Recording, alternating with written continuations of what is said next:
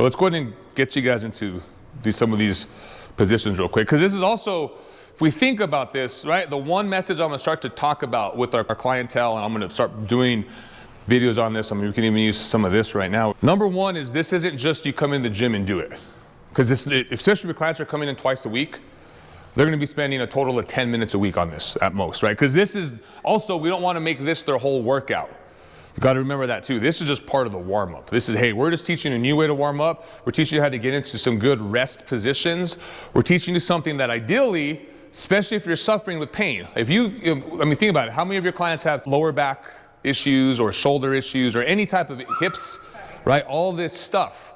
So we're going to sit anyways. This is the message that they were talking about. We're going to sit anyways. We're going to stand anyways. Why not work on that stuff? And that's the message you got to tell your clients. Like, look, this is your choice. You can do it or you can't. But if you want to have less pain, I promise you this will work. And this is where the buy-in comes, is because I've been doing it. Like, I know because I do it. I do it and I know it works. I can bet a lot of money now and say, GOATA stuff works. Because it's all about being able to, again, breathe, control, decompress. Like, I couldn't sit like this three weeks ago. There's no way. So just the practice of doing it. The other big one is, if, like what I've noticed, I think I showed you guys last week, right? If your ankles are tight, that's that retinaculum, this tissue right here, rolling it out on the foam roller will break all that stuff up. So if you have clients who are like, oh, I can't sit there. Because I mean, how many of your clients like that? They just can't sit back. Their ankles are hurting. So a couple of things you can do, right? Number one is you can bring the ground higher, lift the ground up. This is how you lift the ground up. Do you see that? Now I'm not putting so much stress on the back. And I'm going to be on all fours, sit, and then I'm going to slowly try to rock back. Again, long spine. Just breathing. Because ultimately the whole reason for the inside ankle bone high, sitting in Seiza, is to master this position standing up. So if we can get our feet to be here, standing without this stuff, but work on that. Because ultimately, especially him, right, with the calf strains and the hip stuff, and like, I mean, a lot of our clients think that just coming to the gym a couple times a week is going to solve everything. As you guys know, it doesn't. Like, the number one factor, I just listened to a great podcast last week, Dr. Gabrielle Lyon. She had a guy talking about obesity and the epidemic going on, and he's like, the problem is people think that they can just go to the gym 2-3 times a week and they're going to be fine. When the reality is, you know, just to meet our minimum standards to exercise is 150 moderate intensity minutes, 75 vigorous, whatever. But if they're not getting anything, they're only going to the gym twice a week, they're not doing anything else, well, they're doing themselves a disservice, right? So now we can give them homework, just things like this, sitting. So we got 3 poses. We got the Seiza pose. We got the all fours. They call this the rocker pose, the child rocker, right? So I call this the puppy pose. Nice and tall, long. If you think about how a baby crawls, right? How did Naya start crawling? And then she started going. But she started from here, and then she learned to catapult herself forward. That's another one for your clients, is once they get to these positions, then you can start teaching them how to use the glutes. Pushing forward. I'm just using my glutes to push forward, because then that's going to lead to our crawling pattern. So the other big one, when we're thinking about where the head's going to shift, right, it's this ability to move. So we go from Seiza to sitting. Now the third pose is samurai. Samurai's tucking your toes underneath you and trying to get your big toe, the base of the big toe and the arch on the floor. And then we'll sit here. This is samurai pose. So I'm trying to stretch out my feet. Again, you can get into this rocker. Again, this takes pressure off, right? More pressure, less pressure. And this is all about, they call it, I think in week 2, they have a video called pressure waves. And this is all about pressure, like learning where to put pressure into positions that are A, achievable for your client, but B, they're not gonna cause pain. Because for some of our clients, this can be hard. Really tough, right? Look, so it's going to take time, and that's okay. It's like, hey, dude, this is your homework. Just practice at home. When you watch TV at home, you're gonna watch Georgia Bulldogs or whoever play, just do this. 10 minutes, couple times a day. And it will change. I promise you it will change everything. How they move, how aware they are of their body. So those are the 3 resting positions we want to be able to master. Now, to go past that, they have to have this stuff down first, right? They have to understand what it means to sit in this position, how to be in this. So how do we incorporate into a warm-up? So the first thing I'm having them do is get into all fours, do some of those toe rockers, because I want them to start loosening up. Do some of the child rockers. It's back and forth. But as I do it, I'm being very conscious of spine. Is your spine long? Right? And then if they have that mastered, I'm going to add a next layer in. The next layer is doing that with no hands. Right? Being able to rock back and forth, using the glutes, driving back, pushing forward. Then we do the weight shift, right? You slide over, get your nose over the knee. So nose over kneecap, that's what they say. Nose over kneecap, do the same exact thing. Forward and back. Use that glute. Feel the glute. So go in and rock forward and back, using the glute. You think about it as a skier. Who here skis? Mason and I. Yeah. I mean, how does this feel compared to skiing? Yeah, it's very similar. It's very similar. It's a similar movement. It literally is. When you're skiing, you put your hips through, you come across, and your hips are literally just moving through space as you're trying to carve with the edges of the skis. So that right there, that's like biking too. If you think about it, turning a bike, we'll shift your weight, load that hip. I started playing with it the other day. The other big takeaway, what I noticed is, if we get into the split stance position, we're thinking about how we're loading our front leg. What I've been liking is, again, nose over kneecap, so I'm rotating my hip. Watch what I do here. Bring my sternum and my nose, and I put it right over my kneecap. And now what happens is this hip, my right hip shifts back, my left hip shifts forward, so I'm really loaded in that front leg, and now I can stand up through the front leg. The cue they use is trying to screw your foot into the ground. That right foot, right? Screw it into the ground. Come right back up. So you should feel that glute a lot more because you're preloading it, right? You're loading the slingshot, and watch where my body weight is. It's here. Now, if you're an athlete and you're doing something activity-wise, your body's going to get over there, and you're going to have to shift back. Like the big takeaway is thinking about where their head is in comparison to what you're trying to load.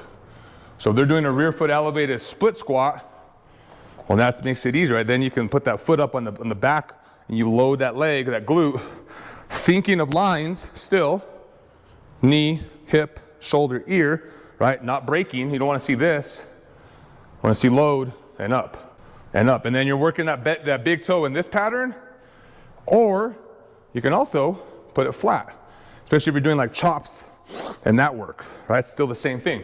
Same exact work. Putting the nose over that kneecap, right? You're not over here, you're gonna fall over. So if you start just thinking about it in that way, how you're loading the system and where the center of mass is at, like think of a race car. See how low those cars are to the ground? And they put weights on the bottom of those cars in different corners depending on the course and whatever, but that's why, because you turn, they're going 200 plus miles an hour, able to get through stuff. So, and that again, as human performance enhancers, if you can just change the position from here to here, you just change everything, how they move. And you change how they load, you change possible knee coming in, exactly, right? Because if this happens, what's the tendency to happen? Right, that's exactly, I watch them, first thing they do is they'll shift their weight, they'll put it over this, then they'll stand up like this. In other words, their knee. But now if we say no, load that hip, don't be afraid of it, put pressure in there, use that glute, then stand up, was different. Today with one of my clients in the morning, I was having her do the slider, but instead of having her hold weight, I just put a weight vest on her. So then she could just be comfortable of loading that leg. So you see what I just did? Everything's here. Back up. Different than what we used to teach was this. Way different. Look, I'm loading. Whew.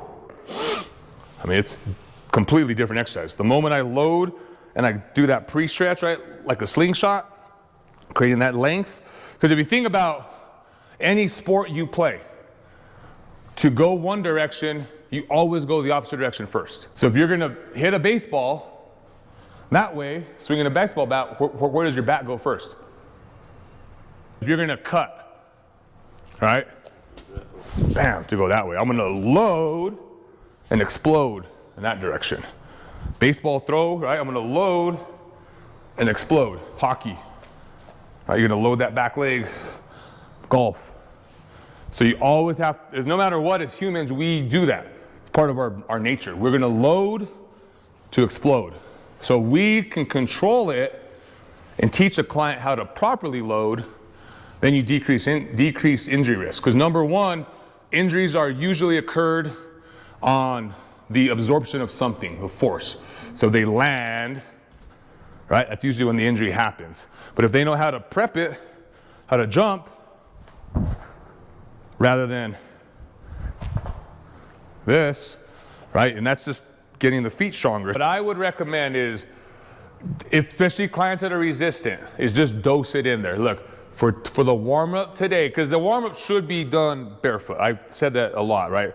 Ideally, warm-up's done barefoot, especially because our limited bands, we have, those things break with shoes on all the time. So number one, that's the one reason. But number two is, if that client doesn't know how to engage with the ground, then we're doing them a disservice overall. Like if you don't know how to put your foot into the ground, which is your only connection to the ground is your foot. If you don't know and understand that, everything up is gonna be off. So if you don't know how to load the foot in the ground properly to do a shoulder press, to do a row, to do a chop, right? Then it doesn't matter. Like you can be here like this, doing the chop, but is that what we're doing? No, we're rising above the status quo. Working on control through the ground, breathing, being strong. Because again, we're maximizing clients' time and effort. So if they have to spend less time here and they're getting way more work because they're using the full range, then they're gonna feel better overall. Like it was 2 weeks, I was sore as shit. My core, my hips, because it's all new stuff I'm exploring. We're looking for good balance between your legs, good strength, and then the ability to load force. So whatever that is, if you're walking, right, you should be able to walk, and you're loading over your leg every time. Every time, it's a symmetrical load. Rather than, again, as we age, what happens when we get older, right? Where does our stride go? It goes wider and shorter. All right, so we're trying to help with, overall, this is just to get our clients to move more efficiently. So everything we do, we always got to think about balance, where balance is at, where their core is. If they're having trouble, if they're trying to stand up, right, they keep doing this. I mean, how many clients do you have do that, right? But where's their weight? Rather than be like, hey, shift your weight, get your nose over your kneecap, and then put your foot up. I mean, it's just different. It's different from just pick up your leg, right? And that's the same thing like I say with that bird dog, that same side, right? It's all about shifting your load and doing everything over that center of mass. Going into today's workout, I was still having a little bit of twinginess down my leg here, like just a little bit on the left side. Like, damn it, I got to figure out what's going on. So I played around and I got into this position here. So I got the kettlebell, split stance. So when we look at split stance kettlebell deadlift, I think of a line. My heel and my toe are in the same plane. So that's an easy way to explain position. Because a lot of times the clients want to do this, right? But then they're out of proportion. They're loaded too far back, where we need to center a mass up here. So the best way to think about it, I tell clients, is you go feet together, heel out, toe. So now we have a pivot. Now I have space. So I just created space in this position here. Also what I did is I really focused on where my nose was, and I put it right over my toes. And I loaded. So you see how I'm loaded here? my hip, this hip, left hip is actually pushed back. This right hip is forward. So I'm creating stretch. Basically, I'm twisting the tornado there. I'm winding up that tornado, getting it to like activate, and I'm pushing through this leg up tall, and now I'm facing forward, right? Go down and then up. So when I did this morning for my workout, or just a few hours ago, what I noticed is I felt that nerve, the muscle kind of stretching. I was like, ooh. And then it just opened up. Like everything felt so much better. So 90% of the weight is here. This is just a balance. This is a kickstand. That's all it is. You're working the front leg, right? So if you want to load this exercise, if you want to load a deadlift or a split stance, it's best to do it, if you want to really load this type of pattern versus this, because this is a balance thing, is doing it in a split stance is better because then you have more stability, right? Like, I'm not going to do it because I know that's too heavy, but single leg deadlift is another amazing exercise, but this is too heavy for that. At least for me it is. But reality, watch what I did that movement. Watch where my nose goes.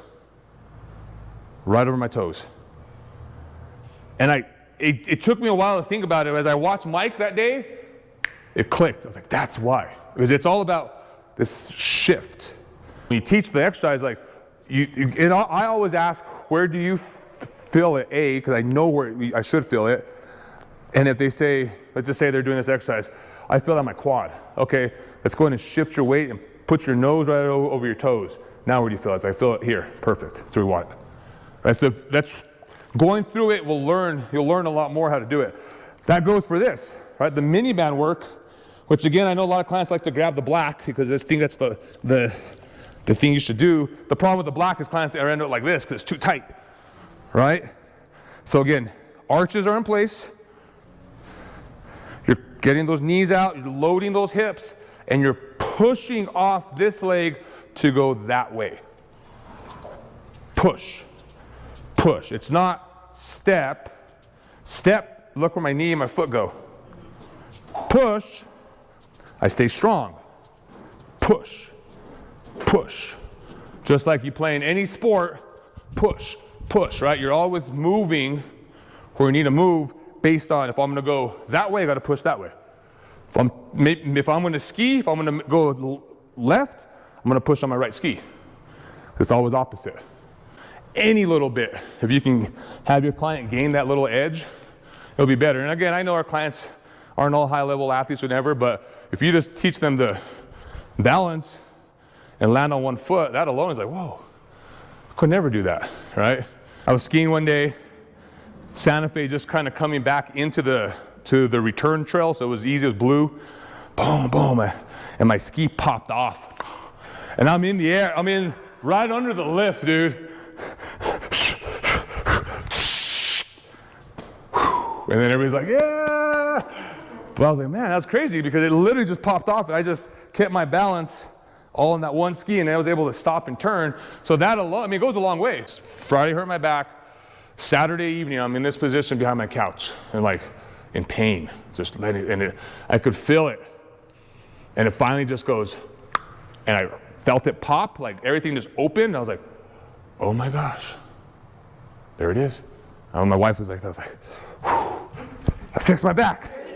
So yeah, that and just try to, I mean, it hurts. This is hard to do. Push those knees out. Like the one thing they recommend, like I'm watching some of the videos, some of the future stuff when you get on two legs, is being able to go from here to here, back to here,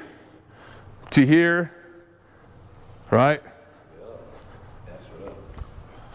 It's hard. Football, right? If your head, like ideally as a defensive player, I'm watching his eyes, but he's going to try to throw me off, whatever. But if his head moves in a certain position, it's hard to fake the head. Like you have to, I mean, I know fighters do a lot of like jukey movements, right? Always moving around, but where that head goes, the body goes. That's something John, I mean, is very good at, right? He'll see something and he'll develop the pattern. He'll be like, all right, next time he does that, I'm going to come in with the leg kick or something, right? Because then they weight that leg and snap. Weight the leg and snap. And that's how these guys are. They're just so particular to watch movement, that they see these tendencies. If you see somebody shift, all right, we're going to counter with this or do this or that. GOATA, if you have a chance, please take the course. It is worth it. Like it's awesome.